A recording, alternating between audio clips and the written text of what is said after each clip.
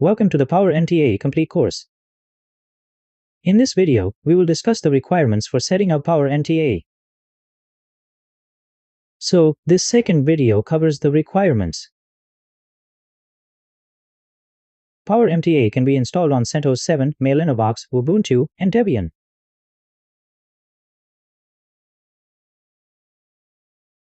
You can easily install it on these 4 operating systems. The RAM requirements and other specifications require a minimum of 4 GB.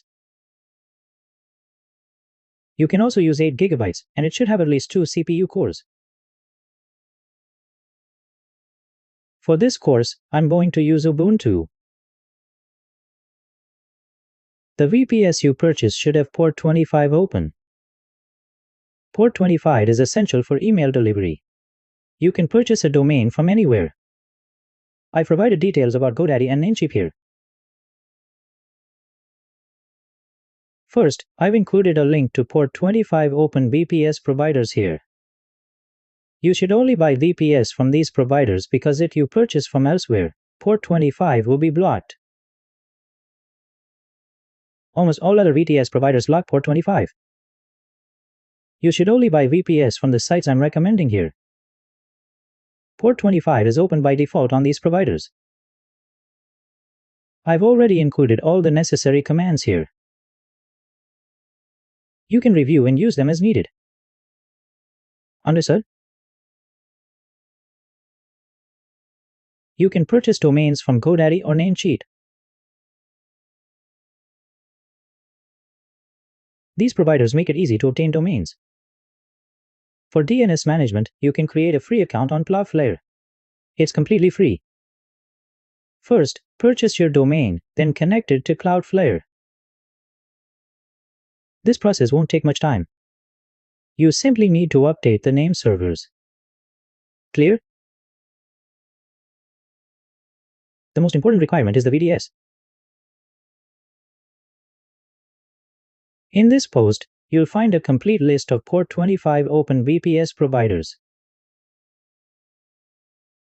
You must purchase VPS from these providers because port 25 is blocked everywhere else. Understood? First, let me show you ISPI hosting. You need to visit this link. I'll also show you Kentavo and OVH and how to purchase VPS from these providers. Alright. Let me start with ISPI hosting. Here you'll find VTS options. Click on VTS pricing.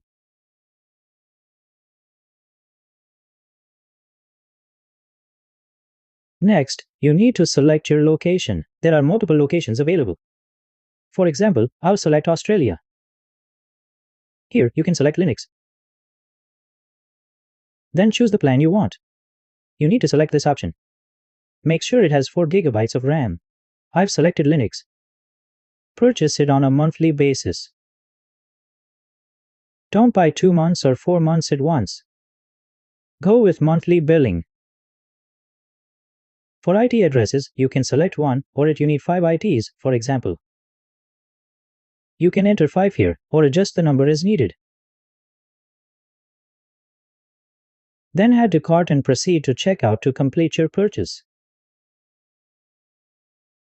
After purchase, you'll receive your VPS details via email. If you want to buy a VTS, you can choose the first plan. You should select it. Actually, this one looks even better. It has 3 BCPUs and 6 GB RAM, so you'll get better performance with this plan. If you have the budget, you should choose this one. Let me continue with this option. The price difference isn't significant, but you get better RAM and CPU cores. Choose monthly billing here. Select the European Union location. If you select any other location, you'll incur additional costs. Scroll down and select Ubuntu 20.04. Continue scrolling, and under IP options, select one additional IP. You can either generate a password automatically or enter your own. Then click Next. The payment options will appear, and that's all you need to do. For OVH, if you want to purchase, click on Bare Metal. Go to VPS. Then select VPS.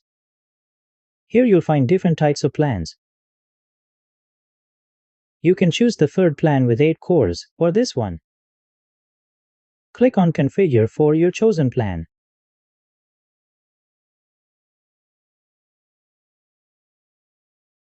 You can go with the second plan. But let's proceed with this one, right? I want the monthly plan. It's not clickable here.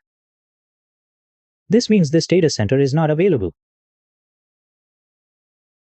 None of these are showing as available right now. Their inventory might be full at this time. When you visit, simply select an available data center. Understood? Then select Ubuntu here. After that, the Continue button will appear. Right now it shows out of stock. So what do? I'll go back to VPS. Let me return here. I'll try to purchase the second plan. Let's check if this data center is available. This one is also not available right now. But what you need to do is fill in these details. Then simply continue. You don't need to select anything else here. Don't select any additional items. Continue with the default settings. Then you'll see account creation options followed by payment options. After payment, your VPS details will be sent to your email. You should only use providers from this port 25 list.